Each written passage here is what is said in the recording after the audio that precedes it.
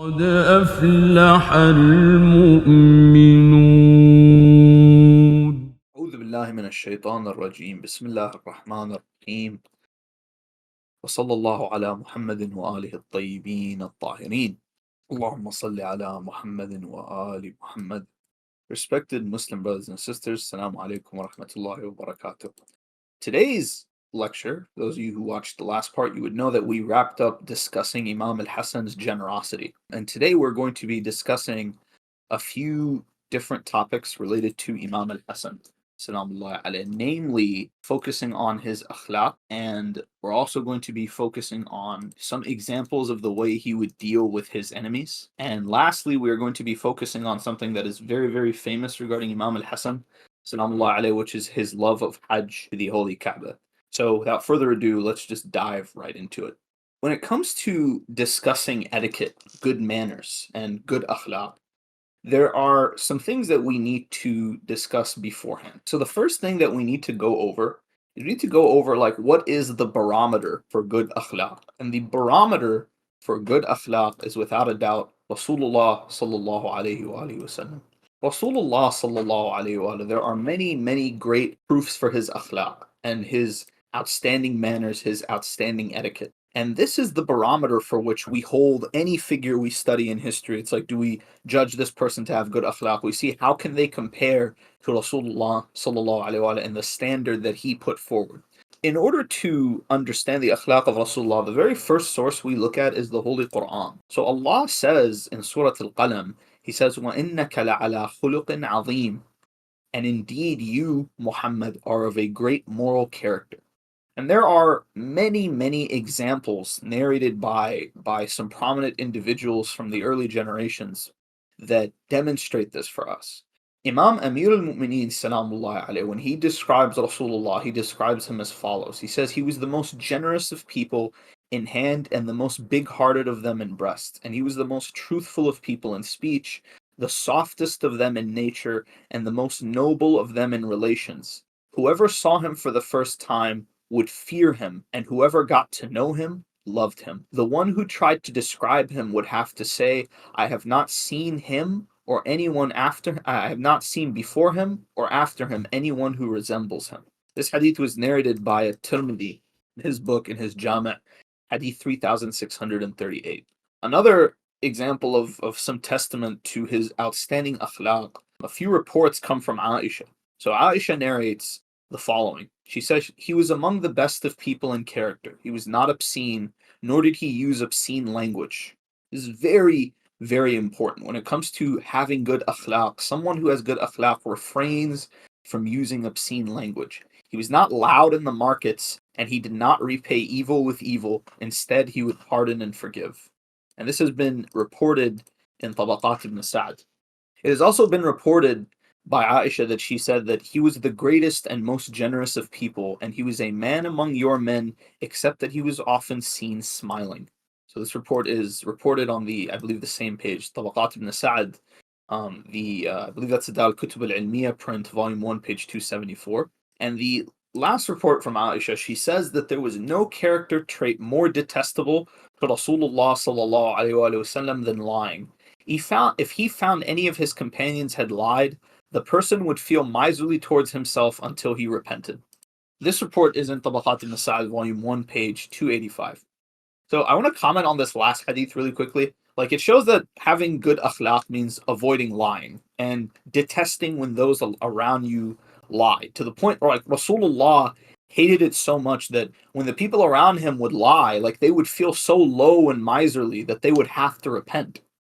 I just want to comment on this. Like, this is strange that Aisha is saying this, but many of the people who claim to follow her claim that all the people who saw the Prophet and lived around him were just completely honest regarding him, even though they would lie around him during his own life. But in any case, it has also been narrated by Muhammad ibn Hanafiya, and no doubt he got this hadith from his father or from his two half brothers.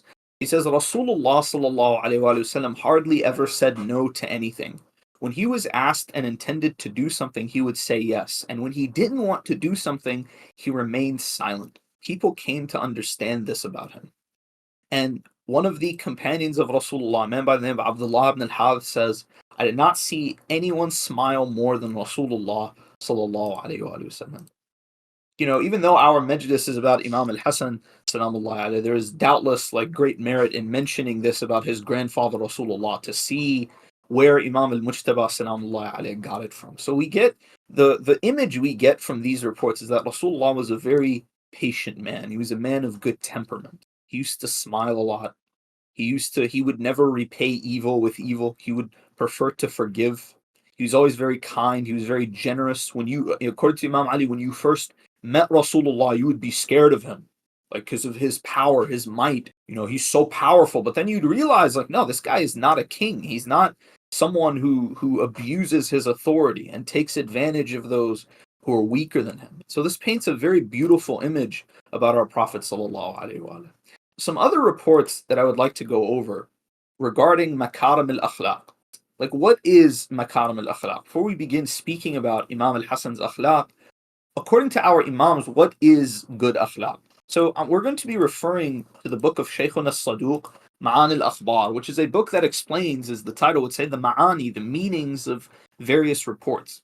So Imam al-Sadiq salamullahi alayhi once said, indeed, Allah subhanahu wa ta'ala, or Jalla wa ala, specified the Messenger of Allah sallallahu alayhi wa sallam with the noblest of moral traits, the best of akhlaq.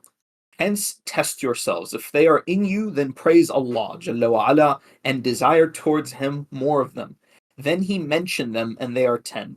Certainty, contentment, patience, thankfulness, satisfaction, good mannerisms, open-handedness, a sense of honor, courage, and manliness. This is narrated by Shaykhuna as-Saduq in Ma'ani al-Akhbar in book 1, chapter 182. And the other two hadiths that I'm going to show you are from the same chapter.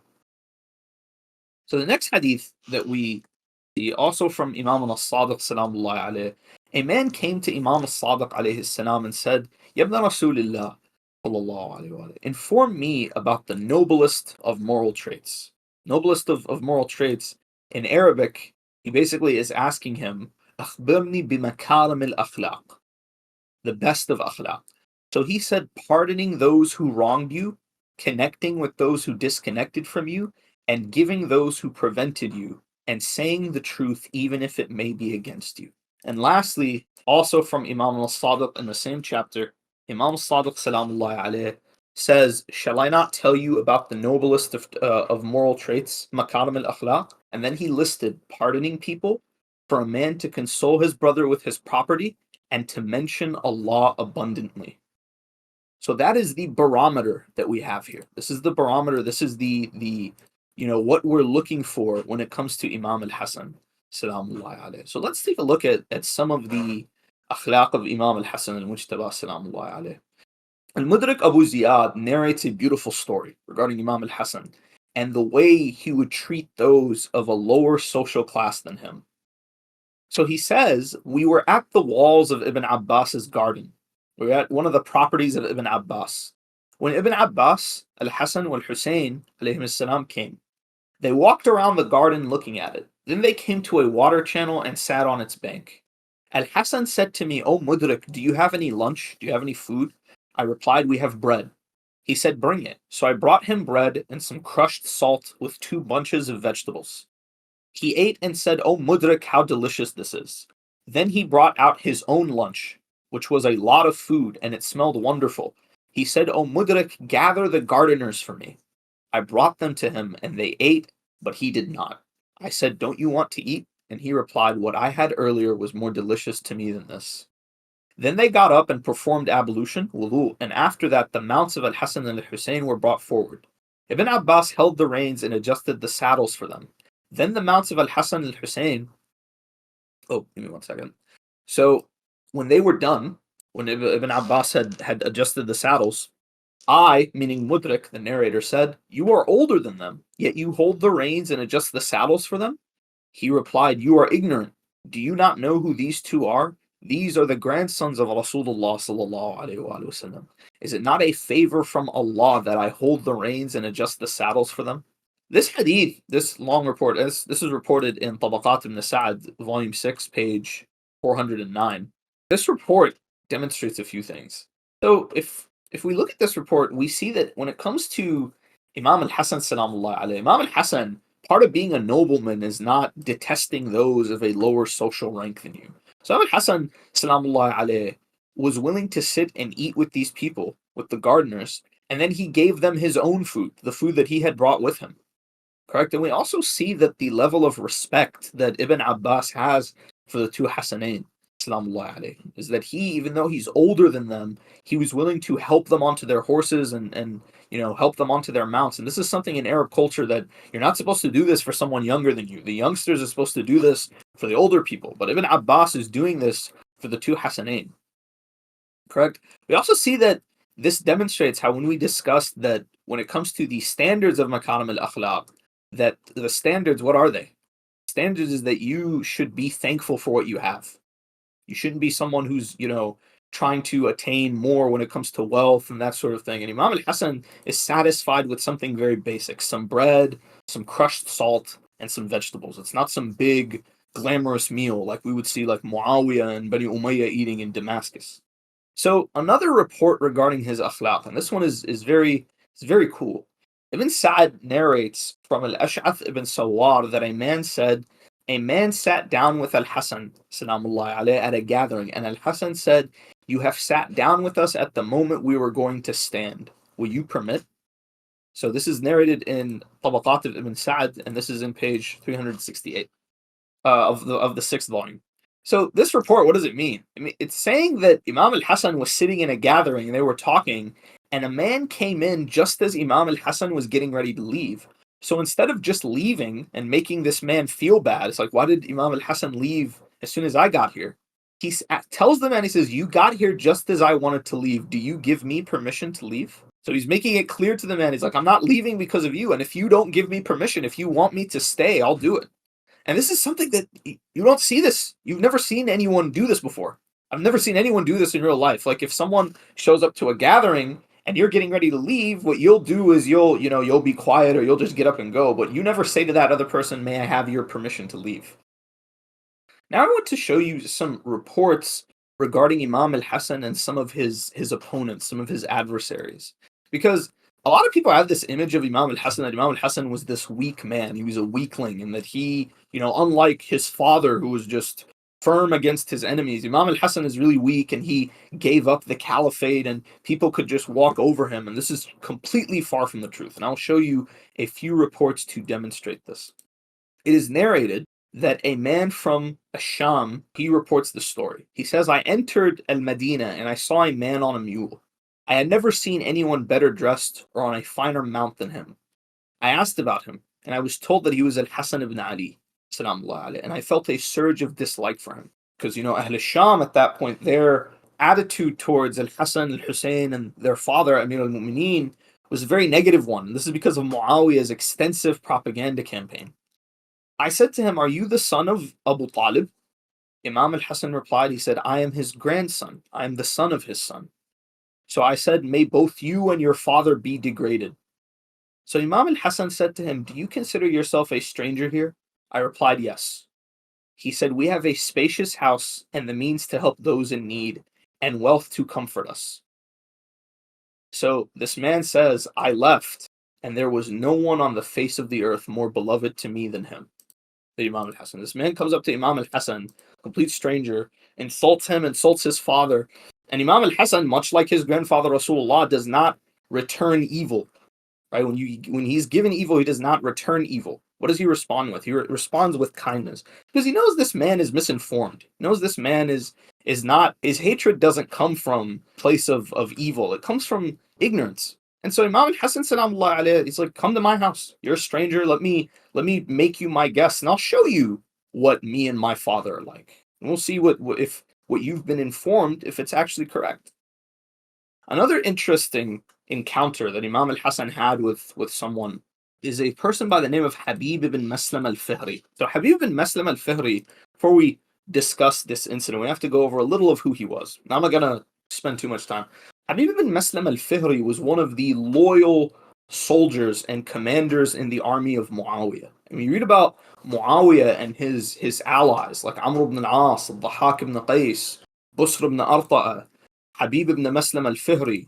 al-Husayn ibn Numayr, these men were vicious. They were criminals. Many of them, during the war with Imam Ali, many of them killed the companions of Rasulullah. Many of them killed innocent women and children, as is the case with Busr ibn Arta. And so Habib ibn Maslama al-Fihri was so loyal to Muawiyah that during the Battle of Siffin, at one point it looked as though Muawiyah would win because one of the flanks of Imam Ali's army had collapsed. And this was because of Habib ibn Maslama, because he launched a vicious attack against Imam Ali's forces. And so he was so loyal to Muawiyah that there's an anecdote. It says that when Habib ibn Maslama al-Fihri died, Muawiyah did sujood. He did sujood to Allah and he thanked Allah for giving him such a loyal commander, such a loyal partisan. So we're talking about one of Muawiyah's most loyal henchmen. And so it is said that Imam al-Hassan salamullah alayhi encountered Habib ibn Maslam al-Fihri. Imam al-Hassan alayhi salam said to him, perhaps your journey has been for something other than the obedience of Allah. So Habib replied to him, as for my journey to your father, it is not for that. So Imam al-Hassan is holding him accountable. He says, you are someone whose acts are not for the sake of Allah. Habib responds, as for me fighting your father, then that's not an act of disobedience. I firmly believe that me fighting against your father is a good thing. It is something that Allah is pleased with. So al-Hassan alayhi salam replied, yes, but you obeyed Muawiyah for the sake of a short-lived and perishable worldly gain.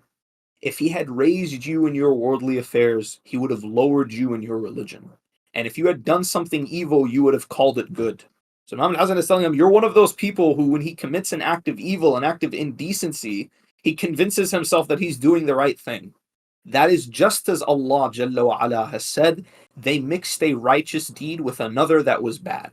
And this is in Surah At-Tawbah. It's ayah 102 of Surah At-Tawbah. So Imam al-Hasan is citing the Quran in his argument with this man. And then Imam al-Hasan alayhi salam continues, he says, but you, as he Jalla wa Ala has said, indeed you are rather like this. Nay, but what they used to do has spread like rust over their hearts. And so this ayah is in Surah al-Mutaffifin, كَلَّا بَلْ رَانَ عَلَىٰ قُلُوبِهِمْ مَا كَانُوا يَكْسِبُونَ. Rather, the stain has covered their heart of that which they have earned. So he says to them, he's like, don't convince yourself that you're one of those people who mixes good and bad deeds. Rather, what you are is someone who has committed so many indecent acts that you've basically just blinded yourself with your own hypocrisy. And by the way, this story is narrated in Tabaqat ibn Sa'ad in volume 6, page 374. Another interesting story regarding Imam al-Hasan and some of his adversaries is the story of Imam al-Hasan and Ziyad ibn Abi. Ziyad ibn Abi is a man with a very long and very interesting biography, but he was one of the tyrants, and he was an evil man. And many people are familiar with his son Ubaydullah. Ubaydullah ibn Ziyad, la'inahullah, is one of the great villains in the tragedy of Imam al-Hussein. But what most people don't know is that his father, Ziyad ibn Abi, who was a horrible person. And in some ways, when you read the biography of Ziyad, you think to yourself, like, it can't get worse than this. But then, subhanAllah, after Ziyad comes Ubaydullah ibn Ziyad. After Ubaydullah ibn Ziyad, you get, al-Hajjaj ibn Yusuf al-Thaqafi. And then after al-Hajjaj, you get, just one tyrant after another. And Bani Umayyah would always choose the most horrible, evil person, most tyrannical governor to govern over Iraq. And so Ziyad ibn Abi was the governor of Al-Kufa and Al-Basra during the life of Imam al-Hasan. Previously, he had been loyal to Imam Ali, salamullah alayhi. But after Muawiyah won the civil war, Muawiyah convinced him to join him. And one of the things that Muawiyah did, and we're not going to go too much into this because it's a whole topic in and of itself, is that Muawiyah claimed that Ziyad ibn Abi was his brother. Because Ziyad ibn Abi was the son of Zina. No one knew who his real father was. And so when Muawiyah proclaimed that this is my brother, my father had him out of haram with this other woman, with Sumayyah, it caused a major scandal in the Islamic world. And so Imam al-Hasan salamullah alayhi has this interesting encounter with Ziyad ibn Abi. And I think it shows Imam al-Hasan's intelligence and his etiquette. And, it shows you how Imam al-Hasan was not someone to be messed with. And I'll narrate this story to you. So the story is that a man by the name of Sa'id ibn Sarh, who was one of the Shia of Amir al-Muminoon, was being persecuted when Ziyad became the governor of Kufa. So he ran away. when he heard that Ziyad was looking for him, because what Ziyad would do is he would hunt down the Shia of Amir al-Mu'mineen, salamullahi alayhi, and he would kill them. He would murder them in cold blood. So Sa'id ibn Sarh, when he heard that Ziyad is looking for him, he ran away. And so Ziyad, what did he do? He seized Sa'id's family, his brother, his wealth, his money, and then he demolished his home. And so Sa'id went to Imam al-Hasan al-Mujtaba, salamullahi alayhi. He's like, Ya ibn Rasulullah, this is what this man has done. He's taken my family hostage. He's taken my money, and he destroyed my house. And now I have nowhere to go. So Imam al-Hasan, salamullahi alayhi, wrote a letter to Ziyad. And so he said, from al-Hasan ibn Ali ibn Abi Talib to Ziyad. So he just calls him Ziyad. Now then, and this is something that would really upset Ziyad, is that when people would not call him Ziyad ibn Abi Sufyan, if you did not call him Ziyad ibn Abi Sufyan, if you cast doubt on his lineage, come hell or high water, he would find a way to kill you. He would find a way to make you regret that decision. Imam al-Hasan is writing to him from al-Hasan ibn Ali to Ziyad. He's like, I'm not going to recognize you as the son of Abu Sufyan. I'm not going to, because that's haram. I'm not going to do that. Now then, you have unjustly treated a man from the Muslims. For him is what's for them, and upon him is what is upon them. And these are the rights of a Muslim. You demolished his house, took his wealth, and took his family and imprisoned them. When you receive this letter of mine, rebuild his home, give him back his family, and return his wealth. I have indeed given him protection, so accept my intercession concerning him. I want you to pay close attention to Ziyad's response to Imam al-Hasan, just to see the kind of person we're dealing with. So he writes back to Imam al-Hasan, salamullahi alayhi, from Ziyad ibn Abi Sufyan. So you can tell that from the get-go, he's upset. He's like, you referred to me as Ziyad, you won't refer to me as the son of Abu Sufyan. I am Ziyad ibn Abu Sufyan to al-Hasan ibn Fatima. So he's mocking Imam al-Hasan's father. He's like, I won't call you the son of Ali, I'm calling you the son of Fatima. Now indeed your letter has reached me, starting with yourself before me. And subhanallah, if those of you who read the seerah, you'll know that the king of Persia, the Shah of Iran, Kisra, alayhi la'anullah, when he received Rasulullah's letter, the letter read from Muhammad, the messenger of Allah, to Kisra, the king of the Persians. So he said, how dare he begin with his name before mine? And it's like, dude, that's how letters are written, right? That's how a letter is written. So you see the same arrogance that the king of Persia had with Imam al-Hasan's grandfather, he has towards Imam al-Hasan. He said, you started with yourself before me. You are the one requesting something, and I am a ruler, while you are one of the ordinary people. He says, I am the ruler, you're just a civilian.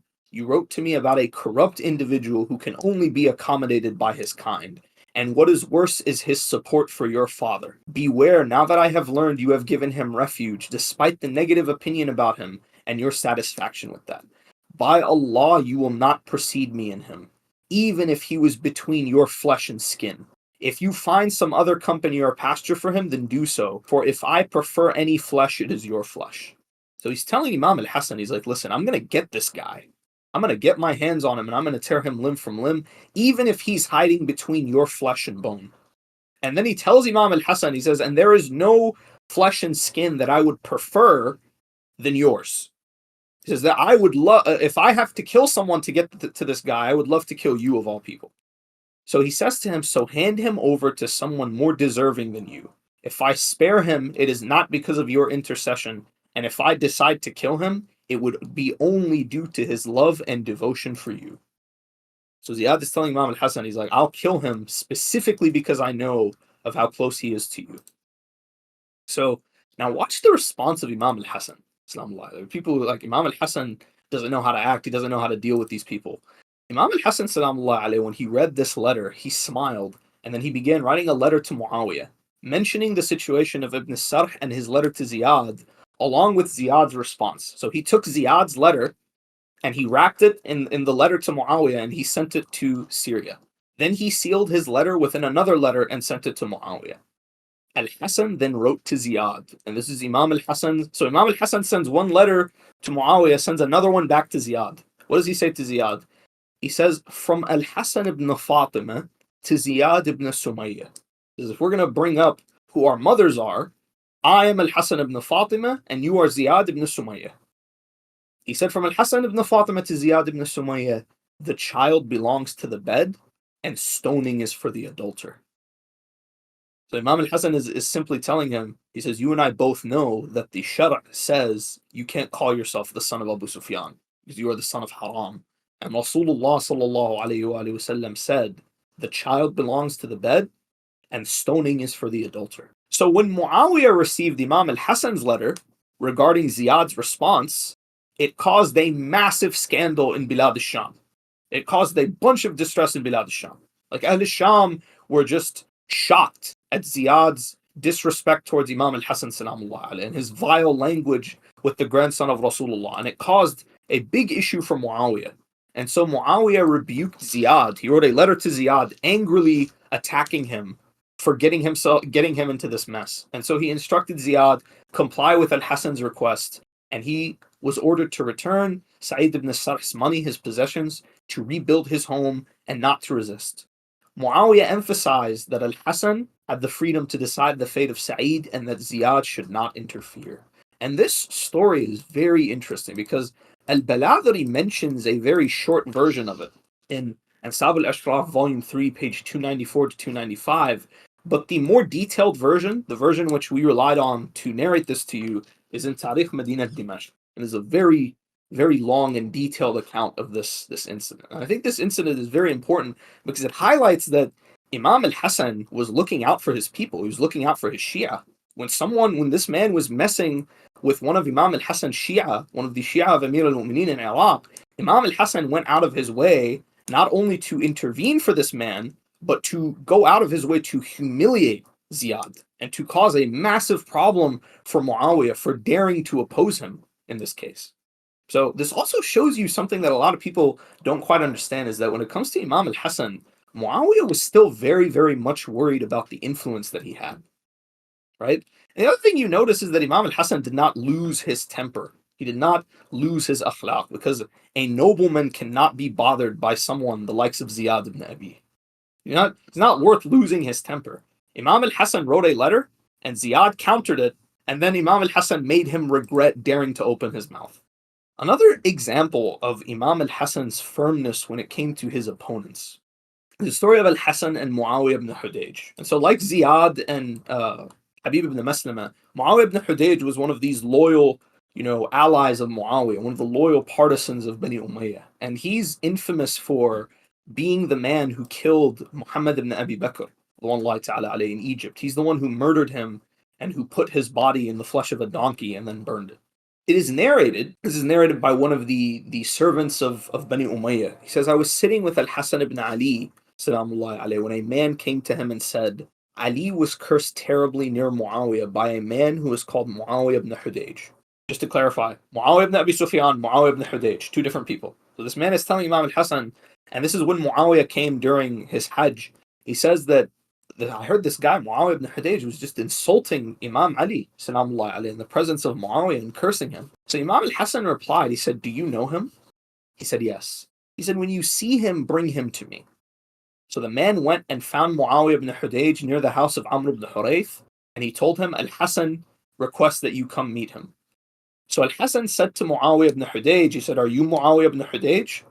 And so Muawiyah remained silent and did not answer 3 times. This is a similarity between him and Rasulullah sallallahu alaihi wasallam. When Imam al-Hasan was upset, he was a man to be feared.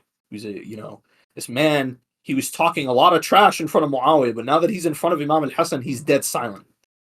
So Imam al-Hasan salamullah alayhi said to him, you are the one who vilifies Ali at the gatherings of the son of the liver eater, Ibn Akilat al-Akbad.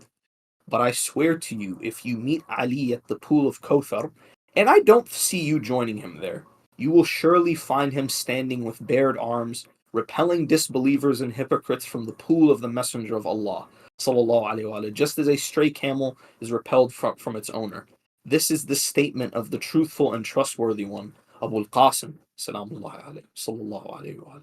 So Imam al-Hasan confronted this man. He says, you're the man who insults my father Ali? And so he narrates to him, he says, on Judgment Day, Day of Judgment, Ali salamullah alayhi, you will see him at the pond of Kawthar. And when the kuffar and the disbelievers try to come near it, Ali is the one who says, no, you are not welcome here. Correct? Because it's him who decides who gets to come near that place. And Imam al-Hasan says this is the statement of Rasulullah sallallahu alaihi wasallam. And so this hadith is narrated in many sources, and I'll list a few of them for you. So it's narrated in Ansab al-Ashraf by al-Baladhuri, volume 3, page 269. It's narrated in al-Mustadrak ala Sahihain, and I'll talk about the one in Mustadrak in a bit. In al-Mustadrak, volume 3, page 148 to 149, hadith 4669. Al-Mu'jam al-Kabir by al-Tabarani, in volume 3, page 82, hadith 2727. Let me see here. And is also narrated in the same volume on page 94 to 95, hadith 2758. Now, it is also narrated in Musnad Abi Ya'la al-Mawsili in volume 12, page 139 to 141. And lastly, it is narrated in Sharh Nahj al-Balagha by Ibn Abi al-Hadid in volume 16, page 18. And al-Tabarani and Abu Ya'la's report, which is graded by al-Haythami and Majma' al-Zawa'id, they weaken this report. They say this report is da'if. So I want to note a few things. Firstly, al-Dhahabi weakens the report in al-Mustadrak ala Sahihain. But subhanallah, he includes the same report in Siyar A'lam al-Nubala in his own history book, volume 3, page 38 to 39. Al-Dhahabi quotes the same story. But instead of saying it's da'if, instead of saying it doesn't matter, he tries to justify it. He tries to say that, Muawiyah ibn Hudayj was a Uthmani. And when it comes to the Uthmanis, we all know that they didn't like Imam Ali salamullah alayhi. So this is completely normal and it's natural. And we don't like to talk about the disputes between the Sahaba. So it's like, subhanAllah, and at one point you say it's munkar, you say it's you say it's unacceptable, but then at another point you are basically trying to explain and rationalize it and trying to justify it. And so this is one of the signs that we see that when it comes to the opponents of the Ahlul Bayt, is that when it comes to weakening these sorts of reports, it's not necessarily an issue with the sanad or the transmission, it's an issue with the content. So as for al-Haythami's weakening of the report in Majma' al-Zawa'id, the reason why they weaken it is because they say that Muawiyah's servant is unknown. My final verdict on the hadith is that this report goes back to 3 narrators. And I think it's very implausible to suggest that 3 narrators came together to tell the same lie, especially when one of the narrators, according to Ibn Abi al-Hadid in his Sharh Nahj al-Balagha, is none other than Abu al-Tufayl. So once again, we see Abu al-Tufayl doing what Abu al-Tufayl does. He's always there. No matter what topic we're discussing, Abu al-Tufayl is going to give us one of the reports. We see Imam al-Hasan salamullah alayhi, this idea that he was just someone you could walk over and push around is just not true. Another famous opponent of Imam al-Hasan, we would say, was Marwan ibn Hakam, la'natullah alayhi, Marwan ibn Hakam al-Umawi. So Ibn Sa'd narrates in his Tabaqat, he narrates a few of the incidents between Imam al-Hasan and Marwan ibn Hakam. And we look at Marwan ibn Hakam, Marwan was someone who was, we could say, the polar opposite of Imam al-Hasan when it came to his lineage, when it came to his akhlaq, when it came to his nobility. Because Marwan, as we know, him and his father were exiled by Rasulullah. So one of them is the beloved of Rasulullah. The other is the exile of Rasulullah. One of them, Rasulullah promises he is Sayyid Shababi Ahlul Jannah. The other one is, condemned to hellfire, right? Imam al-Hasan is a nobleman through and through. Marwan is someone who wishes he was a nobleman. Who his disgusting akhlaq and mannerisms make it clear that he's not from that class of society. But because he's from Bani Umayyah, because Muawiyah had dominated the Islamic world at this point, Marwan could get away with pretending he was something that he was not. So the report says, and this is narrated from Zurayq ibn Sawar in Tabaqat ibn Sa'd, volume 6, page 369, it says the following. He says there were some words between al-Hasan and Marwan. They got into an argument. And so Marwan approached him and became very tough on him. And al-Hasan was silent. So Marwan is arguing with Imam al-Hasan, and he's shouting, he's speaking to Imam al-Hasan in a very derogatory way. And then Imam al-Hasan is not responding to him. He's being silent. So then he says, Marwan then blew his nose using his right hand. And so Imam al-Hasan then said to him, he said, woe to you. do you not know that the right hand is for the face, and the left is for the private parts, and for unclean matters generally? I am disgusted with you. And then Marwan became silent. This report, I want to explain this report. This report is awesome. I love these moments with Imam al-Hassan salamullah where he just silences these people. It's so satisfying to read about. Basically, Marwan was attacking Imam al-Hassan. Imam al-Hassan just remained silent. Then Marwan blew his nose with his right hand. So now Imam al-Hassan noticed this, he spoke up. He decided, I'm going to put you in your place. Because you claim to be one of the upper class. You claim to be al-Amir, but you don't even know, like, basic etiquette. So I'm going to educate you on basic etiquette. Basic etiquette says your right hand is for your face. Use your right hand for your face. Use your right hand for eating, for clean matters. But when it comes to blowing your nose or wiping or cleaning your private parts, you use the left hand. So Imam al-Hassan is telling him, he's like, are you seriously blowing your nose with your right hand? You're disgusting. And so that shut Marwan up. He humiliated him. Another example of Imam al-Hassan dealing with Marwan. This is narrated by Umayr ibn Ishaq. It says that Marwan was the Amir over Medina, and he used to abuse Imam Ali every Friday from the minbar, while Imam al-Hassan would listen and make no reply. Then Marwan sent a man to al-Hassan saying, I swear by Ali, by Ali, by Ali, and by you, by you. Basically, when Marwan saw that he couldn't get a reaction out of Imam al-Hassan, salamullah alayh, because Marwan is deliberately trying to provoke Imam al-Hassan, salamullah alayh. When he saw that he wasn't responding, what did he do? He sent him a letter. He said to Imam al-Hassan, salamullah alayh, I don't find any likeness for you except the mule. To which it is said, who is your father? And it replies, my mother is a mare. I want to explain this. And the reason why I want to explain this is because I want to highlight something for you. Because remember, Marwan ibn Hakam is one of the thuqat of the mukhalifeen. And he's Amir al-Mu'mineen. He became Khalifa later on. And his sons dominated the Islamic world. This is the thuqat of the mukhalifeen.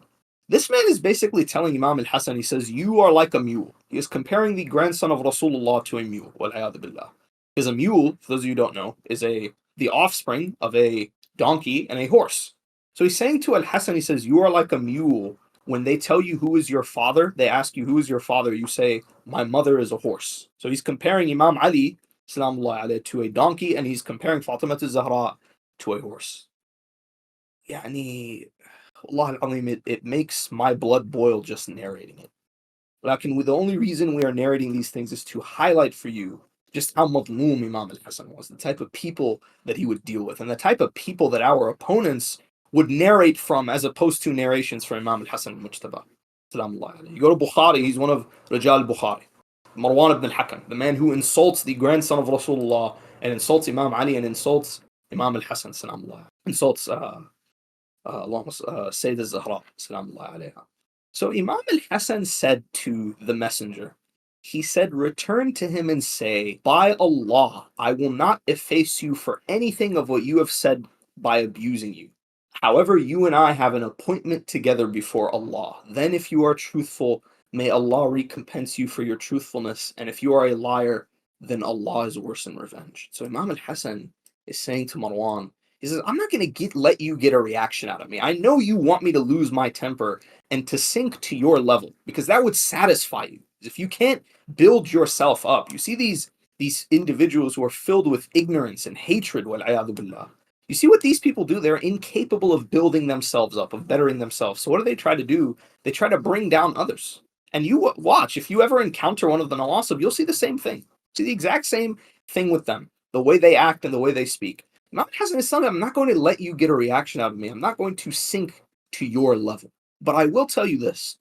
You and I will meet before Allah subhanahu wa ta'ala. Then we'll see who's telling the truth. If you've spoken the truth, then you've got nothing to worry about. If you haven't, then I'll let Allah deal with you. So this is when you look at this, like, who has forbearance like this? Who has patience like this? And lastly, a report that I will transmit for you, and this comes from Ibn Asakir's book. I also have seen it in Tabaqat ibn Sa'ad. So in Ibn Asakir's book, he reports in Tarikh Dimashq, volume 13, page 252. Report is very heartbreaking, but it shows you, the kind of man we're talking about, the greatness of Imam al-Mujtaba, salamullah alayh. It is narrated that when Imam al-Hassan passed away, when he was martyred, Marwan wept at his funeral prayer. And so al-Hussein salamullah alayhi said, do you weep when you forced him to swallow that which you did? He says, you were here at al-Hassan's funeral crying for him when you were one of his worst enemies. Every day it was something with you and him. You were always trying to provoke him and trying to hurt him. And now you come to his funeral, now you're crying for him? So Marwan, la'inahullah, said, I used to do that to one more forbearing than this. And then he pointed at the mountain. So he says, yes, the person that I'm weeping for, the person who I used to bother, the person who I did those things to, had more forbearance than the mountain, which in Arabic, more forbearance than the mountain, there's nothing more forbearing. It has no more forbearance than the mountain. And forbearance is, in Arabic, it's hilm. So a lot of people say that, Muawiyah was halim, Muawiyah had hilm. We say, la wallah, the son of Hind had no hilm at all. Imam al-Hasan salamullah alayhi, he was the one with hilm. So I'll narrate for you a few more reports about Imam al-Hasan salamullah alayhi regarding his love of Hajj. Because I think this is something really important. I think we don't talk enough about Hajj, but this is something that we know from just how mass transmitted it is and how corroborated it is. Imam al-Hasan loved to go on Hajj. He loved to go to Mecca and to do Hajj of Baytullah al-Haram. Abu Nu'aym al-Asbahani was a very famous Sunni scholar, one of the ancestors of Allama Majlisi. He reports in his book, in Hilyatul Awliya, volume 2, page 37, he says that Imam al-Hasan al-Mujtaba said the following. He said, I am ashamed before my Lord to meet him without having walked to his house. So he walked on foot from Medina to Mecca 20 times.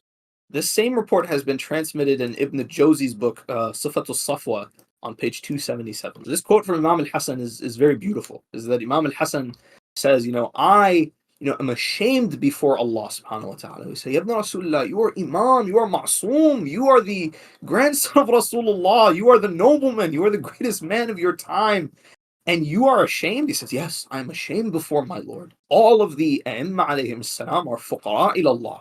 All of them, with all their greatness and their majesty, their knowledge, their excellence, their eloquence, their nobility, all of them are ashamed before Allah subhanahu wa ta'ala. Right? So he walked on foot from Medina to Mecca 20 times. Even al-Hasan, with all his greatness, this is the humility he has when it comes to Allah subhanahu wa ta'ala. Ibn Sa'd reports that Zayd ibn Jud'an said, al-Hasan performed Hajj 25 times walking, and the high-bred riding beasts were led along him. So this is another report. So the last one we read, it says 20 times. This one says 25 times. This is narrated by Ibn Sa'd in his Tabaqat in volume 6, page, I believe it's 374. Al-Hakim also narrates the same thing from Abdullah ibn Ubayd ibn Umayyah. And so for me, this is the view that I take. I take the view that it was 25 times. There are some reports that say 20, others say 25. I personally believe it was 25. Shaykh al-Kulayni narrates this report from Imam al-Baqir, and this report is located in the chapter on Imam al-Hasan's biography. It says, Imam al-Baqir alayhi salam said, when al-Hasan al-Mujtaba was about to die, he wept. So he was asked, O son of the Messenger of Allah, why did you weep? Why would you weep when you have such a position with Rasulullah sallallahu alayhi wa sallam, and all the good things that are said about you, and you have performed Hajj 20 times on foot and distributed all your belongings among the needy 3 times exactly. So this report highlights the generosity of Imam al-Hasan as well, which we discussed before, is that he donated everything he had exactly 3 times. 3 times he gave away everything to the poor. So he's being asked, he's like, Ibn Rasulullah, you have performed Hajj 20 times on foot, and you are the son of Rasul on all these great fada'il that you have. So the Imam replied, he said, I weep for 2 reasons. It is the fear of resurrection and separation from my loved ones. Another report that is narrated from Thiqatul Islam Kulayni, he reports this with his chain to Imam al-Sadiq, salamullah alayhi. We will end with this report. He says, Al-Hasan ibn Ali alayhi salam left for Mecca on foot, as he often does, as we see. On the journey, his feet began to swell, and his servants said, if you would ride, the swelling would go away. Like, Ibn Rasulullah, get on a horse, get on a camel. Your feet are swollen from how long you've been walking. So Imam al-Hasan said, I will not do so up to the coming place for rest, up until we reach the place of rest, where you will find a black man who has oil with him. Buy oil from him without trying to reduce the price. So his servant said to him, "May Allah take my soul and the souls of my parents in service for your cause. We have never been up to a place of rest where anyone would sell such medicine." The Imam alayhi salam said to him, "Yes, there are such people right in front of you before reaching the place of rest." So Imam al-Hassan is telling him, he's like, just go and you'll see what I'm talking about. There's a man there, dark-skinned man, he's selling oil. Go buy the oil from him. So they walked for a bit and they reached this man. And Imam al-Hassan alayhi salam said to the servant, "There he is. Take the oil from him and pay him." So the man asked the servant, "For whom do you want this oil?" So he replied, "I want it for al-Hassan ibn Ali alayhi salam." So the merchant said, "Take me to him." So they went to al-Hassan alayhi salam, and the man said to him, he said, "May Allah take my soul and the souls of my parents in service for your cause. I did not know that you needed this. If you would like to have it, you can have it free of charge. I am only one of your servants. Just pray to Allah to grant me a healthy son who would love you," the Ahlul Bayt of the Prophet. "When I left my home, my wife was about to give birth. So the Imam alayhi salam said to him, go to your place. Allah has gifted you with a healthy son who is one of our Shia." And as we said, this was narrated by Thiqatul Islam Kulaini. It's the 6th hadith in the chapter of the bio of Imam al-Hassan, Salamullahi alayh. And this, to conclude, dear brothers and sisters, has just been a fraction, a small taste, a small nubdha of the akhbar of Imam al-Hassan al-Mujtaba, Salamullahi alayh. And I know there are much, much more. If we try to, gather all the fada'il of Imam al-Hassan, Salamullahi alayh, we probably never be able to compile them all. The one thing I would like to say, and I think it's something really beautiful, it's something really reassuring, is when you read the Fada'il of Rasulullah, and you read the Manaqib of Rasulullah, and Amir al-Mu'mineen, and Fatima al-Zahra, salamullah alayhi. Many of you have, attended our lectures regarding these topics. And you sit in wonder of Amir al-Mu'mineen, salamullah alayhi. You sit in wonder of Rasulullah. It says, how could we possibly have someone to succeed such a man? After the death of Amir al-Mu'mineen, who could possibly take the place of Amir al-Mu'mineen, sallallahu alayhi? Who could possibly rise to the occasion of being the Imam of the Muslims? Correct? Who could be the Khalifa of someone like Amir al-Mu'mineen, sallallahu alayhi? And then when you read the Manaqib of Imam al-Hassan, you read about the life of Imam al-Hassan al-Mujtaba, you are reassured and you say to yourself, Alhamdulillah, Allah knows who to appoint to safeguard his message. We pray to Allah subhanahu wa ta'ala to bless us and to bless you and to grant us, inshaAllah, ziyarah of Imam al-Hassan al-Mujtaba and al-Baqi'. For those of you, my dear brothers and sisters, who go to Iraq and visit the Imams in Iraq, I know sometimes when you're there visiting, you've cried and you've made all your dua, you don't know what else to say. If you run out of things to do, turn towards Medina and read the ziyarah of Imam al-Hassan, salamullah alayh. For by Allah, I do not believe that al-Hassan salamullah alayh is less mazloom than his brother al-Hussein. Indeed, Imam al-Hussein's tragedy is a great one. There is no greater tragedy than the tragedy of Imam al-Hussein. But the dhulm that Imam al-Hassan faced during his own life, as well as after his death, we have neglected Imam al-Hassan for too long. So we ask you to keep us in your dua, and we'll catch you on the next one, inshallah. We'll end with Surah Al-Fatiha, tasbiquha as-salatu ala Muhammad wa ali Muhammad.